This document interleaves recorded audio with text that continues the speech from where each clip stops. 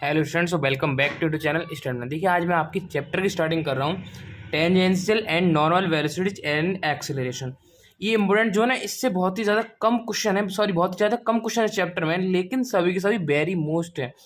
क्योंकि देखो, इस क्या होता है, इस चैप्टर से आपकी बहुत ज़्यादा क्वेश्चन पूछे जाते हैं। सब क्वेश्चन बहुत कम है, सभी के सभी इंपॉर्टेंट है, सभी आपको कराऊंगा। आप अपना कोई सी यूनिवर्सिटी हो, आप अपना चेकआउट कर लें, सोल्व पेपर हो, आप गैस पेपर हो, अब बुक आप उससे चेकआउट कर लें, सभी के सभी इंपॉर्टेंट है सबके क्वेश्चन, और आपको क्वेश्चन मिलेगा ही मिलेगा लॉन्ग में यहाँ से।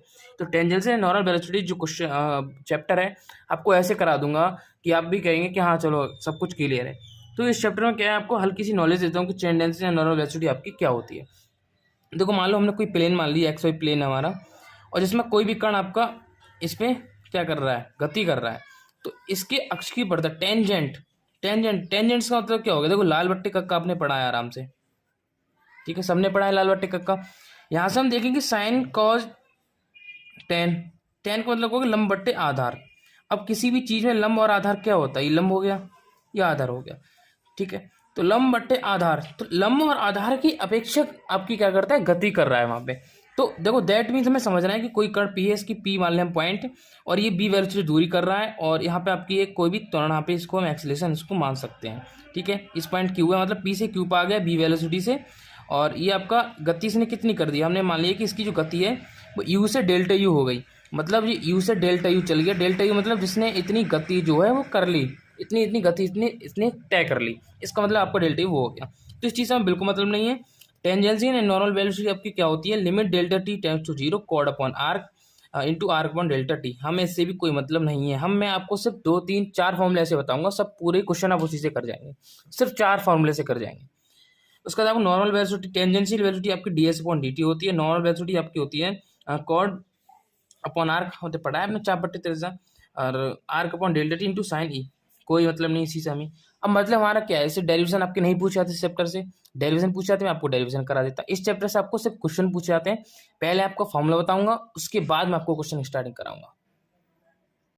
अब देखिए, अब आपका मेन काम क्या है। अब जो चैप्टर है ना आपका, tangential and normal velocity and acceleration, इसमें देखो 4 फॉर्मूले तो आपके होते ही हैं, मेन फॉर्मूले। इसके बाद जो जैसे जैसे क्वेश्चन होते जाएंगे, 1 2 फॉर्मूले आपके और होंगे, वो अभी आपको समझा दूंगा।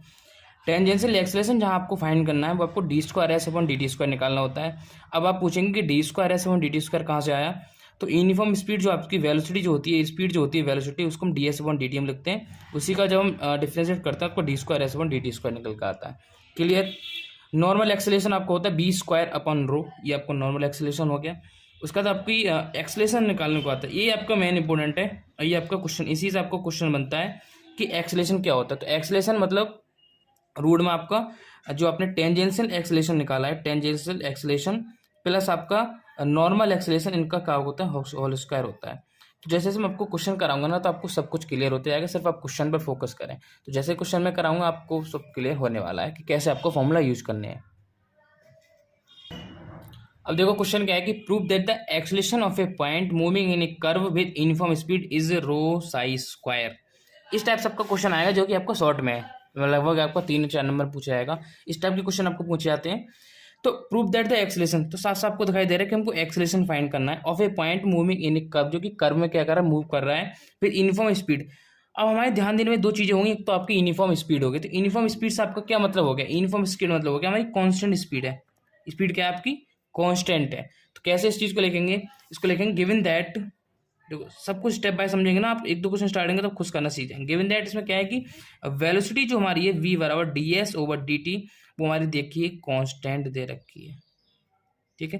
क्या दे रखी है, कांस्टेंट दे रखी है।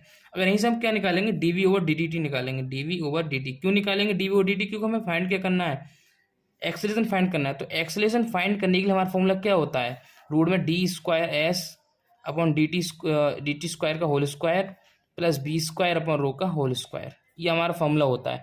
तो इस फॉर्मूले के मैं क्या करिए, D S upon D T तो चाहिए। D S upon D T कैसे निकले, जब इसको हम कहेंगे डिफरेंशिएशन करेंगे, तब हो जाएगा D square S upon D T square. और आप अगर हम कॉन्स्टेंट यहाँ पे कोई भी लैम्डा मान लें, तो इसका जब डिफरेंशिएशन करेंगे तो आपका 0 हो जाएगा। ये आपको बात पता है पहले से। एक्सेलरेशन का फॉर्मूला हमारा ये होता है, तो रूट एक्सेलरेशन फॉर्मूला लगा देंगे, तो इसकी वैल्यू क्या है, 0 आ गई, प्लस का बी स्क्वायर अपॉन रो का whole square. Okay.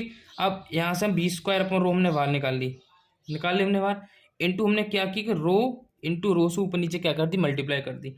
Rho into rho से हमने मल्टीप्लाई क्यों की, क्योंकि पिछले चैप्टर में आपको बताया कि रो की वैल्यू कितनी होती है, D S over D psi होती है। अब ये भी चीज़ नोट कर लें, रो की वैल्यू क्या होती है, D S over D psi होती है।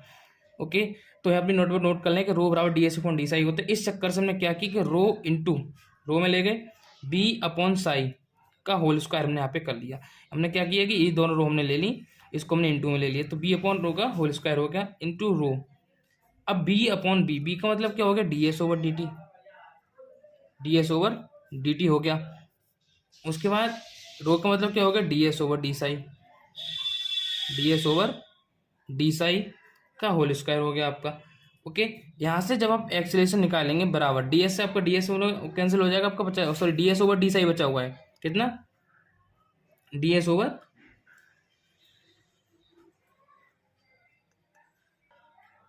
ओके, तो यहाँ से आपका एक्सेलरेशन क्या निकला, डी एस कैंसिल, आपका कितना आ गया, D psi over D T का होल स्क्वायर। ये आपका एक्सेलरेशन निकल गया कि रो आपका बाहर है, क्योंकि रो साई स्क्वायर, साई का मतलब D psi over D T का होल स्क्वायर। तो ये हमारा आंसर लाना था। रो साई स्क्वायर का मतलब क्या होगा, या में लिख दें आप, इस टाइप से आपका जो है क्वेश्चन आ सकता है कि आप सोचें कि कैसे होगा, rho into D psi over D T का होल स्क्वायर। ये भी आपका सेम ही कंडीशन होती है, D psi over D T, क्योंकि अगर हम साई की बात करें तो देखो यहाँ से समझो, रो तो हमारा दे रखा है, डी साई आपका है, D psi over D T निकाल दें, इंटू हम क्या कर रहे हैं, D T over sorry D psi upon D T का होल स्क्वायर है, तो D psi upon D T into D psi over D T, ये आपका दे रखा है। अगर हम इसको चेंज करके D T over D T से नीचे ऊपर नीचे मल्टीप्लाई कर दें, तब आपकी वैल्यू क्या बन जाएगी, डी टी आपका कैंसिल हो जाएगा, D square S upon D T square बन जाएगा, और D psi over D T, और इसका मतलब आपका रो साई स्क्वायर हो गया। ओके, तो यहाँ पे आपको समझ आ गया ये वाला क्वेश्चन। नेक्स्ट क्वेश्चन की बात करते हैं। अब देखो नेक्स्ट क्वेश्चन है आपका, ए पार्टिकल डिस्क्राइब ए कर्व, आपका इंपोर्टेंट क्वेश्चन ये वाला, ए particle describe A curve for which S and Sai. तो एस और साई का रिलेशन मैंने आपको कहाँ पढ़ाया था, कॉमन केटनरी में, with uniform speed B, if the acceleration at any point S be B square C upon S square plus C square, find the equation of the curve. तो आपको पता है कि फाइंड द इंट्रिंसिक इक्वेशन आएगा यहाँ पे, find the intrinsic equation,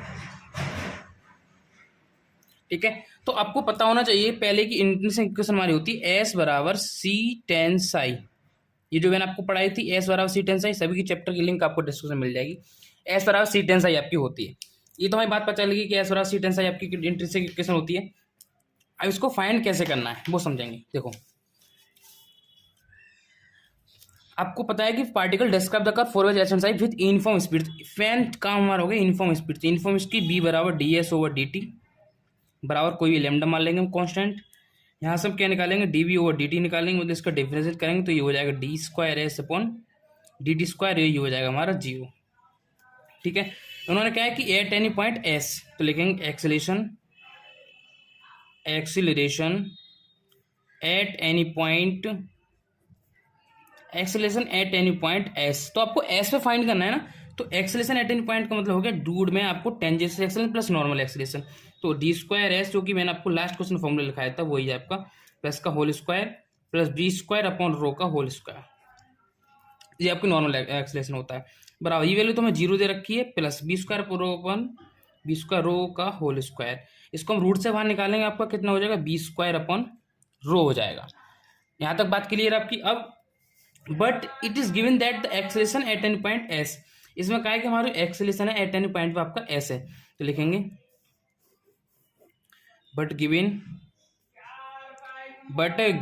acceleration at any point, acceleration at any point S, आपका eight any point आपका क्या एक्सेलरेशन एस है, तो दैट मीन्स एस का मतलब क्या है आपका B square upon rho equal to जो आपको इक्वेशन इसमें दे रखी है B square C upon S square plus C square, क्योंकि एक्सेलरेशन दे दिया है ना कि एस पॉइंट हमारा, तो एस पॉइंट तो हमने निकाल लिया, हमारा क्या हो गया, एस पॉइंट हो गया, और इसकी वैल्यू क्या दे रखी है हमें, B square C upon S square plus C square, तो ये वाली वैल्यू दे रखी है B square S square upon C square, तो वैल्यू हमने यहाँ पे लिख ली, बी स्क्वायर से आपको बी स्क्वायर कैंसिल हो गया, one upon rho equal to आपका निकल के आगे C upon S square plus C square, normal यहाँ तक हर भी कर लेगा आराम से। सिंस आपको पता है, लिखेंगे सिंस जो आपकी रो की वैल्यू होती है वो मैंने आपको बताया था D S over D psi होती है, कितनी होती है, D S over D psi, then आपको D S over D psi जो वैल्यू है 1/रो बराबर कितना आपको 1/रो बराबर कितना हो जाएगा, D psi over D S हो जाएगा, क्योंकि इसको किसका हो जाएगा, इनवर्स हो जाएगा, क्योंकि 1/रो यहाँ पे आपके रो की इतनी वैल्यू होती है, 1/रो की एक भी D psi over D S value बन जाएगी वहाँ पे, नो प्रॉब्लम।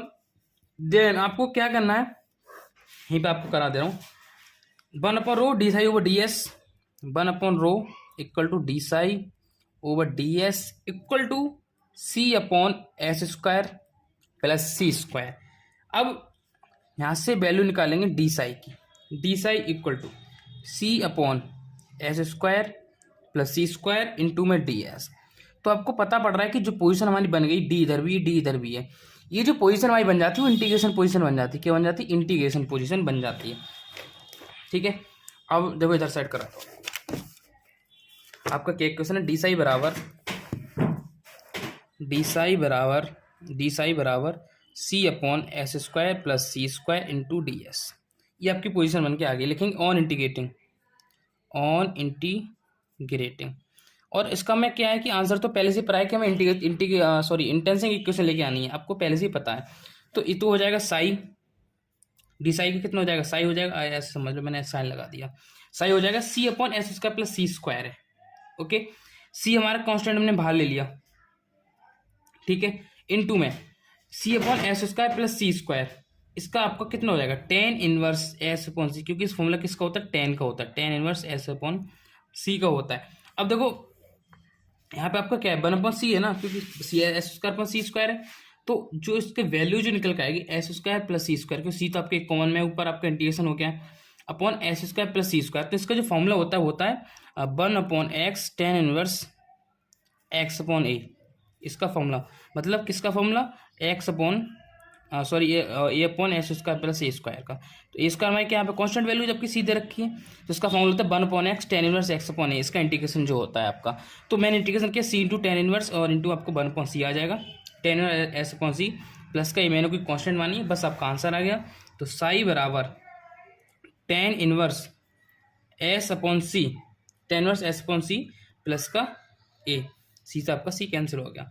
अब देखो क्या करते हैं हम, इसमें कंडीशन लगा देते हैं एक से, जो कि हम अब तक मैंने लास्ट टाइम की क्वेश्चन लगाई थी, तो लिखेंगे at initially if psi equal to 0 मान लें और एस इक्वल टू 0 मान लें, क्योंकि हमें एस से और इससे मतलब नहीं है ना, हमें किससे मतलब है, एस और सी से मतलब है ओनली।